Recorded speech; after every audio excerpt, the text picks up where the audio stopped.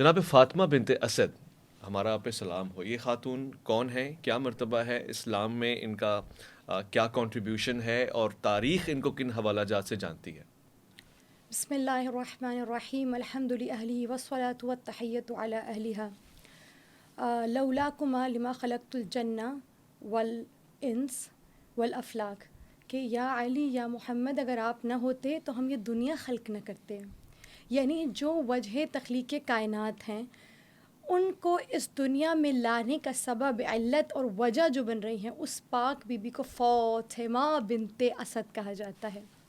اور ولادت امیر المؤمنین اور آمد امیر المؤمنین کا جشن ہو اور ان کی والدہ محترمہ کو خراج عقیدت و تحسین نہ پیش کیا جائے، میں کہتی ہوں آپ امیر المؤمنین کو راضی نہیں کر سکتے. وہ علی جو قسیم الجنتی والنار ہے، وہ علی جو قسیم الدنیا ہے، وہ علی جو قسیم الآخرہ ہے، اس علی کی جنت جن قدموں تلے ہے وہ فاطمہ بنت اسد ہے. سبحان اللہ۔ وہ بہت ضروری ہے کہ ہم درک کریں کہ فاطمہ بنت اسد کی ہستی کیا ہے. جناب فاطمہ بنت اسد ہم دیکھتے ہیں آمد وقت امام علی آیا، اور آپ جانتے ہیں کہ جب ایک خاتون پر یہ خاص کیفیت طاری ہو جاتی ہے، اسے رفقا کی ضرورت ہوتی ہے، اسے لوگوں کی ضرورت ہوتی ہے. وہ چاہتی ہے کہ لوگوں کا تاتا باتا بنا ہو، میرے گرد گرد خواتین ہو، کنیزیں ہوں، لوگ میرا خیال کرنے والے ہو، میرا شوہر ہو. لیکن ہم نے تاریخ میں دیکھا اہل تسنن و اہل تشیع کی روایات باہم اس بات پر قلم اٹھاتی ہیں اور نظر آتی ہیں، کہتی ہوئی، للکارتی ہوئی تاریخیں کہ یہاں آمد امیر المومنین کا وقت آیا ہے اور یہاں فاطمہ بنت اسد نے اپنے قدموں کو اٹھانا شروع کر دیا. میں کہوں گی فاطمہ بنت اسد چابیاں اٹھاتی کہاں جا رہی ہیں؟ حضرت ابو طالب کو اٹھاتی. مکے کے تمام گھر بنو ہاشم کے خانوادے کہاں ہیں؟ جناب فاطمہ بنت اسد کہاں کو چلی ہیں؟ وہ جناب مریم جو بیت المقدس میں رہ رہی ہیں، وہاں رہنے کے باوجود کھاتی ہیں، پیتی ہیں، تمام تر چیزیں وہاں سر انجام دے رہی ہیں، لیکن وقت ولادت عیسیٰ آتا ہے، جناب مریم اپنی جگہ کو چھوڑ دیتی ہیں. لیکن میں کہوں گی جناب مریم کا اس جگہ کو چھوڑ دینا اور فاطمہ بنت اسد کا اپنے گھر کو چھوڑ دینا اس بات کی دلیل ہے کہ کوئی ہستی ہے جو ان حضرات پر، ان ہستیوں پر الہام فرما رہی ہے. اب یہاں آپ ہم سے یہ سوال کرتے ہیں بھئی الہام کی ہوگا، وحی کی ہوگی، کیا کوئی نبی لگی ہیں، کوئی ولیہ لگی ہیں، کون سی خاتون ہے؟ جناب مریم پر وحی کا آنا سمجھ میں آتا ہے، فاطمہ بنت اسد پہ کون سی وحی ہونے لگی ہے؟ لیکن خدا کی قسم یہ خاتون مریم سے کم نہیں ہے. خود جناب فاطمہ بنت اسد نے مختصر سا خطبہ دیا خانہ کعبہ کے سامنے اور فرمایا کہ پروردگار ان اللہ یا اختارانی، اللہ نے منتخب کیا مجھے. کیسے؟ جیسے مریم کو منتخب کیا، جیسے سارہ کو منتخب کیا، اللہ نے مجھے ایسے منتخب کر دیا. اچھا، اس وقت سلسلہ یہ ہوتا تھا کہ بنو امیہ اور بنو ہاشم کچھ وقت بنو امیہ کے ہاتھوں میں چابیاں رہا کرتی تھیں اور کچھ وقت بنو ہاشم کے ہاتھوں میں چابیاں رہا کرتی تھی. ہوتا یہ تھا کہ بنو امیہ اور دیگر جو کفار مکہ ہوا کرتے تھے وہ بتوں کو چونکہ خانہ کعبہ کے اندر رکھا ہوا تھا تو وہ اس کے اندر عبادت کیا کرتے تھے. اور بنو ہاشم کا طریق انداز یہ ہوا کرتا تھا، روایت یہ ہوا کرتی تھی کہ یہ کعبے کا طواف کیا کرتے تھے، کیونکہ یہ خود کو دین ابراہیمی پر پاتے تھے اور بتاتے تھے کہ ہم دین ابراہیمی پر ہونے کا یہ دعویٰ کیا کرتے تھے. بہرحال جناب فاطمہ بنت اسد گھر سے نکل رہی ہیں، چابی ابھی حضرت ابو طالب کے پاس موجود ہے، اس کے باوجود چابی لینے کا قصد نہیں کیا، ارادہ کیا، قدموں کو اٹھایا اور جناب فاطمہ بنت اسد چلی ہیں خانہ کعبہ کی جانب. اب میں کہوں گی اے میری بیوی، آپ پر میں قربان جاؤں، اس سے پہلے عقیل آئے، اس سے پہلے جعفر آئے، آپ نے اس سے پہلے طالب آئے، آپ نے کبھی بھی اپنے بیٹوں کی آمد پر خانہ کعبہ کا رخ نہ کیا تھا. اس سے پہلے بھی سرداری آپ کے پاس تھی، اس سے پہلے بھی بلندی مقام آپ کے پاس تھا، اس کے باوجود آپ کبھی نہ گئی. آج ایسا کیا ہوا؟ تو ہمیں حیران نہیں ہونا چاہیے کہ جناب فاطمہ بنت اسد کہیں گی جانتی نہیں ہو آج کل العالمین کا شہنشاہ، سرتاج، آقا، مولا اور سردار اور سید آ رہا ہے. تو یقیناً امیر المؤمنین کی ولادت، ان کا تولد، خانہ کعبہ میں ہونا اور ان کا جناب فاطمہ بنت اسد کا خانہ کعبہ میں جانا اس بات کی دلیل نشانی تھی کہ اب جو بچہ آنے والا ہے وہ ایسا بچہ ہے کہ جس کی ولادت بھی خاص ہونی چاہیے اور اللہ نے اس کے لیے کچھ خاص اہتمام کر کے رکھا ہے. بجائے اس کے کہ بنو بنو ہاشم کے کسی بھی گھر میں جاتی ہیں, خدا نے جناب فاطمہ بنت اسد پر الہام کیا اور فرمایا, خود میں جیسے میں نے آپ سے کہا کہ مکتب الخوارزمی میں اس روایت کو درج کیا گیا ہے کہ جناب فاطمہ بنت اسد پر الہام ہوا یا وحی ہوئی یا جو کچھ بھی ہوا, یعنی اللہ چاہے تو مچھر و مکھی پر الہام اور وحی کر سکتا ہے, ہم یہ نہ مانیں گے کہ علی کی والدہ پر الہام و وحی ہو رہے ہیں. بس ایک مرتبہ جناب فاطمہ بنت اسد چلی ہیں.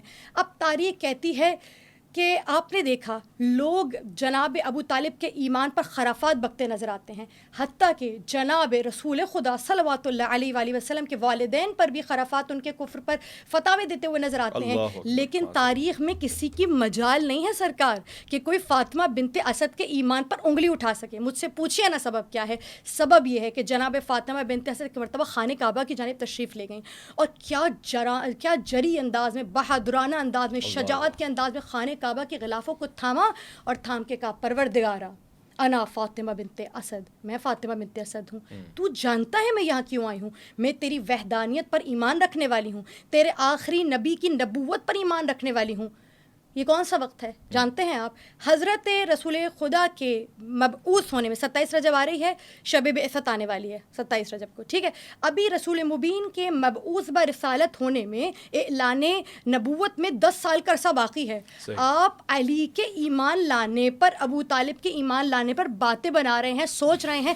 جناب فاطمہ بنت اسد نے رسول پر اعلان نبوت ہونے سے 10 سال قبل بتا دیا, خدارا میں فقط دین ابراہیمی پر تیرے وحدانیت کا اقرار نہیں کرتی, تیری نبوت, تیرے نبی کی نبوت کا بھی اقرار کرتی ہوں. اور پھر تیسرا جملہ فرمایا, اللہ اکبر, یہ علم غیب ہونے کی, یہ الہام کی, یہ وحی کی تو دلیل تھی. ایک مرتبہ خانہ کعبہ کو پکڑا, پھر فرمایا پروردگار یہ جو میرے رحم میں, یہ جو میرے شکم میں بچہ ہے نا, یہ جو دعاؤں کی قبولیت کا جس کا وسیلہ باعث بنتا ہے, میں اس کا واسطہ دے کے کہتی ہوں میرا سرپرست بن جا, میرا رہنما بن جا. یعنی ہماری خواتین جب اس طرح کی کیفیت سے گزرتی ہیں, مقام محفوظ گزرتی ہے. میں قربان جاؤں توکل علی اللہ پر, فاطمہ بنت اسد کے توکل پر, کہ حقیقی رہنما سے رہنمائی مانگ رہی ہیں, نہ کسی خاتون کا انتخاب, نہ کسی ہاسپٹل کا انتخاب, نہ کسی دایا کا انتخاب. اللہ پر ایسا توکل ہم نے نہ دیکھا.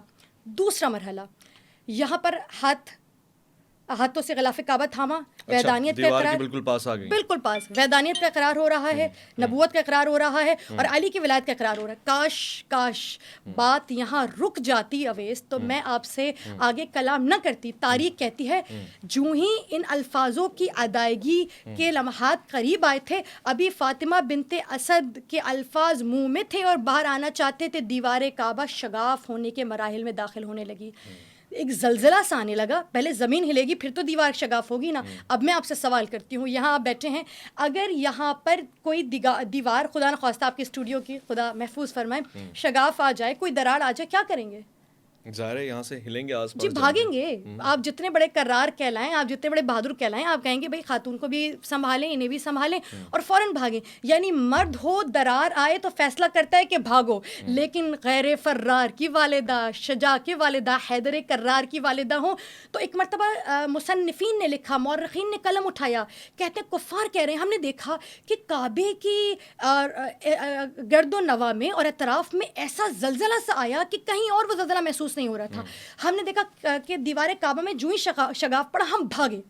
اب جو مرد تھے وہ بھاگ گئے, جو غیر فرار کی والدہ, جو حیدر کرار کی والدہ تھی, وہ اندر جاتی ہوئی نظر آئیں.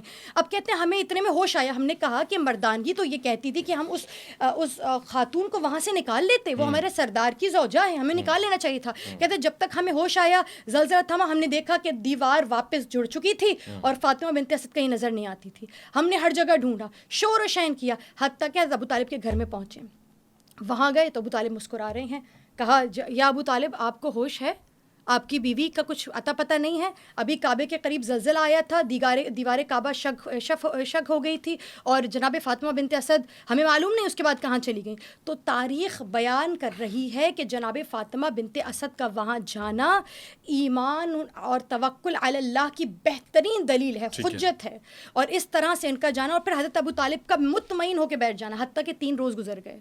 اب میں آپ کے سامنے بیان کروں, 3 اختصار کے ساتھ بیان کروں گی. 3 روز یہاں پر گزر گئے اور تاریخ کہتی ہے کیوں؟ کیونکہ علی نے آنا ہے. تمام تر بھائیوں سے جدا ہوں, تمام تر افراد سے جدا ہوں, انسانی تمام تر عقلیں ششدر رہ جائیں, آنکھوں کی پتلیاں حیران رہ جائیں, انگلیاں انگشت بدندان ہو جائیں, لوگ ورد حیرت میں مبتلا ہو جائیں, لوگ ایسا استقبال کریں اس ہستی کا جیسا استقبال کرنے کا حق ہے. تو جناب فاطمہ بنت اسد نے ایسی جگہ کو چوائس کیا, ایسی جگہ کا انتخاب کیا. اب تاریخ کہتی ہے کہ تمام کے تمام لوگ کعبے کے ارد گرد اکٹھا ہو گئے. ابو طالب